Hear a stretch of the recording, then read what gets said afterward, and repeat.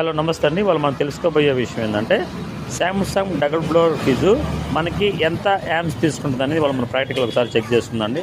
So మనకి double door fridge వచ్చేసి ఇట్లా పైన టాప్ ఉంటుంది. సో అలాగే కింద ఒకటి ఇలా ఉంటుందండి. పైన వచ్చేసి పేపరు, కింద వచ్చేసి మనం ఏదైనా యూటిలైజ్ చేసుకోవడానికి ఉంటుంది అనమాట. ఈ విధంగా పైన ఒక బాక్స్, కింద బాక్స్, 2 బాక్సులు ఉంటుంది.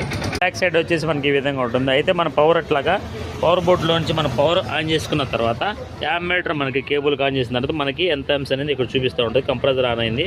సో మనకు వచ్చేసి యావరేజ్గా 1.2, 1.1 లేకపోతే యావరేజ్గా మనకి 1 యాంప్స్ పవర్ తీసుకుంటూ ఉంటుంది. కంప్రెసర్ పర్ఫెక్ట్గా రన్ అవుతున్నప్పుడు మనకి ఈ విధమైన యాంప్స్ తీసుకోవడం జరుగుతుంది. అట్లాగే కంప్రెసర్ కూడా ఇట్లా ఉంటుంది అనమాట. సో ఈ కంప్రెసర్ రన్నింగ్ ఉందని చెప్పాలంటే మనకి ఈ విధమైన యాంప్స్ చూపించడం జరుగుతుంది.